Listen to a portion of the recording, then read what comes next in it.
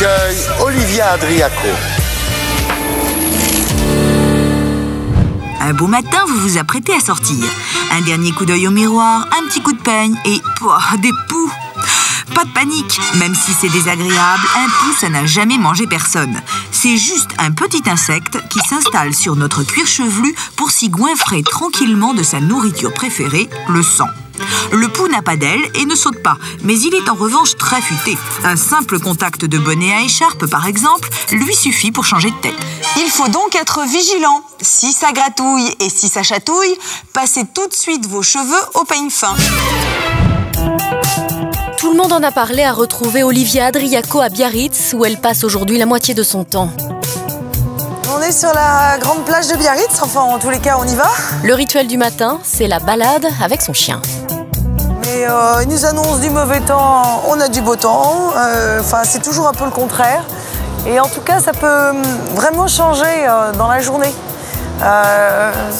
Le matin, il fait beau, et puis l'après-midi, ça va être un peu couvert, ça va se dégager. Demain, il va refaire 30 degrés.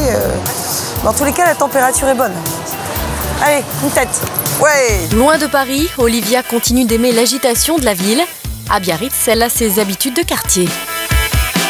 Là, on va au bar du marché. Alors, on va boire un petit café. Salut François. Bon, mais t'as fait une belle acquisition. Oui. Sympa. Tu as trouvé ça où? J'ai trouvé ça ce matin sur un marché à la brocante. Ah oui, c'est sympa, dis donc. Ouais, très bien. Ah, c'est un peu très sympa. Des années 30. Ah oui, ouais. Extra.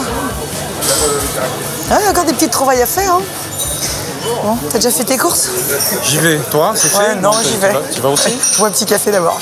Bon. Ouais, tout à l'heure alors. Ouais, à bientôt. Je l'ai rencontré simplement comme ici ce matin, autour d'un café avec des amis qu'on avait en commun. C'est quelqu'un d'assez complexe et de très intéressant. Ouais. Oh, je viens, oui, tous les... Quoi? Chaque fois que j'ai besoin de courses, à vrai dire. J'achète que du frais. Et je vais au Halles, ouais. J'ai des petits commerçants, ça, j'aime bien, il y a une bonne ambiance. Et puis le dimanche matin, c'est assez sympa. Question cuisine, Olivia a aussi ses bons plans. Est-ce qu'il est là? Alors ici, on fait la queue pour manger la meilleure andouille. Vaut mieux arriver tôt parce que généralement... C'est un peu long. Ouais, c'est un peu long et puis il y en a plus surtout. On fait ce qu'il faut pour que le client reparte content quand même. Voilà, regarde. Bien le bien quand il arrive et qu'il me dit il n'y en a plus. Voilà, tu l'entends, t'as le sourire. Bon chérie, merci beaucoup. À plus tard, ciao. Ça va toi? Oui, ça va, je viens faire un petit coucou. Oui, il y a longtemps que je t'ai pas vu. Ah, ça fait un petit moment, moi je suis en répétition, tu sais, je chante... Voilà. On m'a dit. Mes cornichons. Ouais, il faut que je te prenne tes cornichons. Dans les Landes, Olivia se sent bien à l'écart de la télé, proche du terroir, en toute simplicité. Oh, c'est super bon. Super. Dans cette ancienne ferme ayant appartenu à Luis Mariano, à 2 minutes de Biarritz, Olivia s'adonne à son plaisir favori, l'équitation. Salut ma beauté. Allez, viens.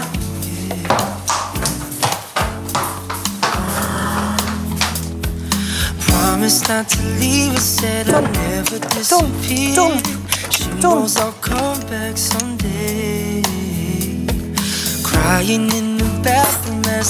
Salut. Alain Roland est le propriétaire de ce haras.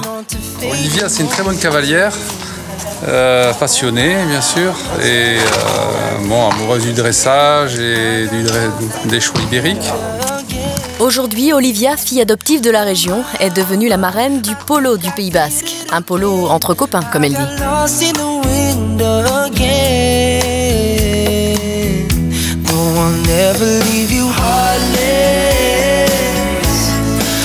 L'autre passion d'Olivia, c'est la musique. À son actif, elle a déjà 2 albums et prépare depuis une semaine un concert à l'Atabal, une salle réputée de Biarritz.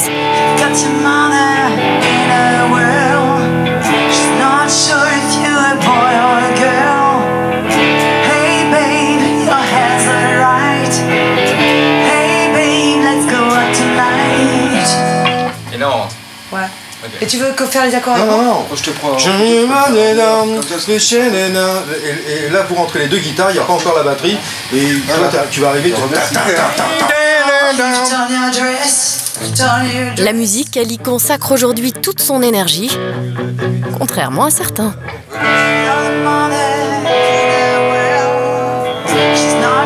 À Biarritz, la carrière d'Olivia s'écrit désormais sur un autre air.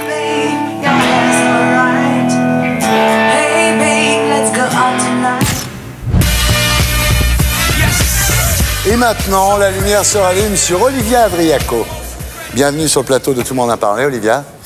Alors, vous êtes née le 5 février 1966 à Paris, père d'origine italienne, qui vendait des machines à écrire et des dictaphones. Ouais. Et votre mère travaillait avec lui, en fait. Tout à fait. Ouais, puis il y a quand même 4 enfants à s'occuper, 2 filles, 2 garçons. Alors, très jeune, le théâtre vous attire. À 14 ans, vous entrez au Conservatoire d'art dramatique pour préparer La Rue Blanche. Mais votre passion pour la chanson prendra le dessus. Votre grand-mère adorait la chanson, non? Ouais, elle chantait dans les cours, dans les cours d'immeuble. Elle est née en 1924, elle est toujours là. Ouais. Et elle disait à votre bon cœur, messieurs, dames, et elle attendait que les pièces tombent. C'était toujours, surtout pour le plaisir de chanter. Voilà. Alors, dès l'âge de 16 ans, vous décidez d'être chanteuse, ou tout du moins de vivre de votre voix. Vous faites des pubs, vous faites des dessins animés, vous êtes choriste. Et à 17 ans, vous enregistrez votre premier disque. Vous faites un 45 tours de reprise. Ça marche pas trop? J'ai fait un premier duo avec Al Sanders. Ouais. Et voilà, tournée Radio Monte Carlo. Quand même. Voilà, mais bon, tout petit succès, hein, Ouais. tout petit. Ouais. Alors là, vous refaites choriste, mais cette fois avec Dave, avec Carlos, avec Gilbert Montagnier. Oui. Donc là, c'est en suivant les tournées Radio Monte Carlo.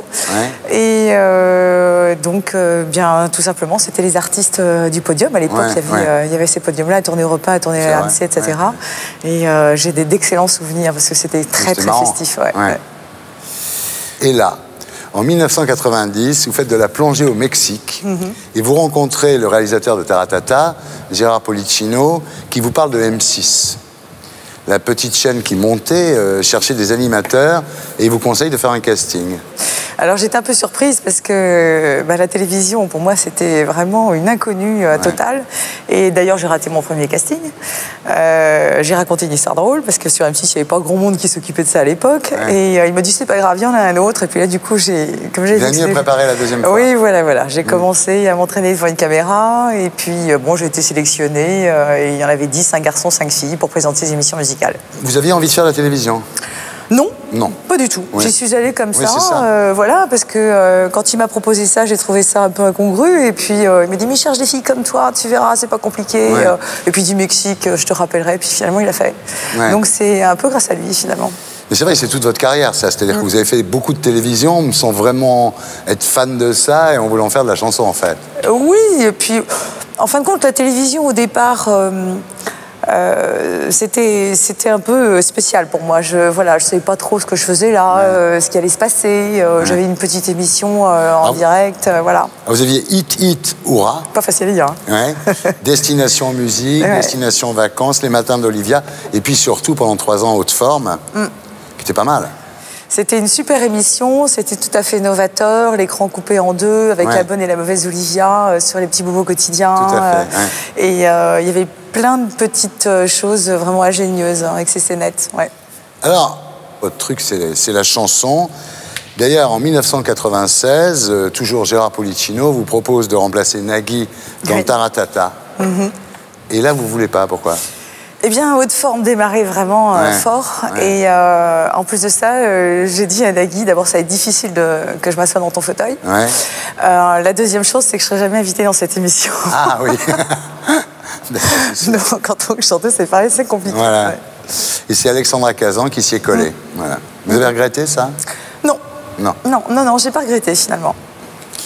Alors, vous restez sur M6, vous faites Pourquoi ça marche avec Laurent Veil. Oui. Mais vous n'avez pas oublié votre vocation première. En 1999, vous montez sur scène à nouveau. Et là, vous dites, grâce à la télé, je n'ai plus le souci de gagner ma vie avec la chanson. En même temps, le problème de gagner de l'argent à la télé, c'est que vous n'êtes plus obligé de réussir dans la chanson aussi, non? Alors, moi, je faisais pas de la musique pour une histoire de notoriété, parce que ma tête à la télévision, je la voyais, donc c'était juste que, voilà, c'est une fois, quelque chose qui vous travaille, avec des choses que vous avez envie d'exprimer, et la musique, pour moi, c'était simplement le plaisir et le bonheur de chanter et d'être sur scène avec des musiciens, donc c'était pas le problème qu'on me reconnaisse ou pas, c'était pas ça. Alors, vous avez des chansons à ce moment-là, vous avez beaucoup de mal à les enregistrer, et vous constatez que le fait de vous appeler Olivier Adriaco, finalement, ça vous aide pas. Mais non. Ça aide pas forcément. C'est-à-dire que, évidemment, on vous reçoit. Ouais. Mais on vous prend pas au sérieux parce que y a beaucoup de gens de la télévision qui veulent se lancer dans une autre carrière, et notamment la musique. Ça complique un peu les choses. Et puis surtout, j'ai pas un répertoire, je dirais entre guillemets, extrêmement populaire. Oui, c'est ça. C'est-à-dire les gens de la télé qui font de la chanson, c'est des trucs faciles. C'est de la dance, c'est de la variette. Vous, c'est du pop-rock, donc c'est compliqué. Voilà, c'est quelque chose d'un petit peu plus sérieux, un petit peu plus lourd à entreprendre, et puis ça coûte cher aussi. Donc c'est un gros investissement de la part d'une maison de disques aussi. Il y a un pari un petit peu lourd d'investir sur quelqu'un de la télévision dans ce domaine-là. Vous voulez faire de la chanson, mais pourtant vous cédez aux sirènes de TF1 qui vous proposent Vidéogag. Pourquoi? Eh bien... Parce que vous n'aviez pas de télé chez vous, vous n'aviez jamais vu Vidéogag. Si, j'avais déjà vu Vidéogag, mais je sais pas pourquoi. Voilà, la première fois, j'ai refusé. Oui, ah bon? Ouais. Et puis la deuxième fois, j'ai dit, bon, pourquoi pas, on verra bien. Et puis ça a duré. Vous dites, en fait, j'ai pas quitté M6 pour l'argent, c'est pas mon genre, j'ai gagné très bien ma vie sur M6, en fait. Oui, je la gagnais mieux sur M6 que sur TF1. Et votre famille, elle a bien vécu tout ça? Oui. Et vos potes? Oh bah... Vos potes rockers? Ils étaient habitués, finalement. Ils étaient habitués de me voir déjà depuis un certain nombre d'années. Donc non, ça n'a pas changé grand-chose. Quels ont été vos rapports avec les médias? Je trouve que les choses se sont un petit peu plus compliquées. Bon, je faisais vraiment partie de la chaîne. J'avais un contrat de chaîne sur M6. Après, quand je suis arrivée sur TF1, c'était la première fois que je travaillais avec des producteurs indépendants. Donc là, les rapports sont un petit peu différents et c'était pas du tout le même sentiment. On a du mal à s'exprimer, on a du mal à dire ce qu'on veut. On suit une espèce de mouvement. C'est contrôlé, en fait. On est contrôlé. Oui, on est contrôlé. L'argent, vous avez gagné de l'argent à ce moment-là? Oui, j'ai bien gagné ma vie, mais comme un bon cadre, quoi. Et l'amour? Et l'amour? Cette célébrité, ça a attiré des garçons? J'étais déjà en main, en fin de compte, quand je suis arrivée sur M6. Donc, c'était le papa de ma fille. Et puis après, quand j'ai quitté M6, j'ai rencontré quelqu'un dans la musique. Et et puis l'histoire continue toujours. Ah oui, d'accord. Donc en fait, vous n'avez pas eu beaucoup d'aventures dans votre vie? Non. La télévision ne vous a pas apporté énormément d'histoires d'amour? Je pense que si j'avais voulu, j'aurais pu, mais voilà. Je suis sûr. Quel a été le meilleur moment de toute cette époque? Toute l'époque du vinyle, des tournées Radio Monte Carlo, de ces tournées où on partait 2 mois et demi. Qu'est-ce que j'ai pu rigoler. Voilà, vraiment là, ça, c'était sympa. Ah vraiment. Je pense que ça ne reviendra plus jamais. Et j'ai gardé d'excellents souvenirs également d'M6, de tous ces débuts sur M6. Ah oui, c'était formidable. Et le pire moment? De la télévision? Je dirais que c'était plutôt après. Vous dites on n'obtient pas toujours l'émission idéale qu'on veut présenter. Ça aurait été quoi l'émission idéale que vous vouliez présenter? J'étais bien sur Haute Forme. J'étais assez surprise que ça s'arrête en fin de compte. C'était plus une histoire de bis-bis entre le producteur et la chaîne qui ne nous concernait pas. Cette émission était assez idéale.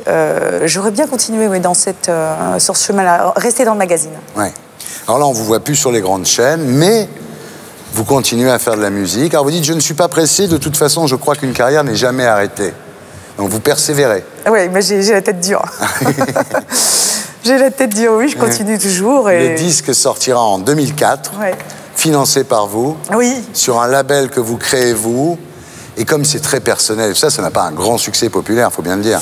C'est très difficile. Je voulais pas qu'on affiche une étiquette, parce qu'effectivement, M6 m'avait proposé aussi à l'époque. Ils avaient monté M6, avec les disques, etc. Bon, je voulais pas avoir cette étiquette de chaîne. Je voulais pas non plus l'avoir avec une autre chaîne. Et donc, je voulais vraiment. Je n'avais pas envie qu'on me dise, tu dois chanter ci, et tu dois faire ça, et être comme ci et comme ça. Donc, je voulais être comme j'avais envie d'être, être dans mon costume bien taillé, comme une seconde peau. Donc, j'en ai fait à ma tête. Et donc après Vidéogag, vous travaillez sur Vivolta, vous faites une émission qui s'appelle Ma Maison, sur NT1 aussi. Aujourd'hui, vous êtes nostalgique de cette époque? Nostalgique, oui, c'est le mot. Je la regrette pas, mais c'est vrai que ça reste de bons souvenirs, mais je suis contente aussi que les choses prennent une autre tournure. Si c'était à refaire, alors est-ce que vous accepteriez pas un contrat d'M6 Musique ou de Est-ce que vous ne mettriez pas un petit peu plus d'eau dans votre vin? Est-ce que vous croyez que j'ai besoin d'en mettre un peu? Je sais pas. Non, je pense que j'ai vécu 100% télé, j'ai envie de faire 100% musique maintenant. Je vais en tous les cas essayer d'aller dans ce sens-là. Le jour où vous allez mourir, qu'est-ce que vous voulez qu'on mette sur votre tombe? Qu'est-ce que vous voulez qu'on écrive? Vous allez me manquer. Oh, c'est gentil. Merci, j'étais très heureux de rallumer la lumière sur vous, Olivia. Merci beaucoup. Merci Thierry. Et pour être sûr de ne rien rater de Inarditube, abonnez-vous et mettez un pouce bleu.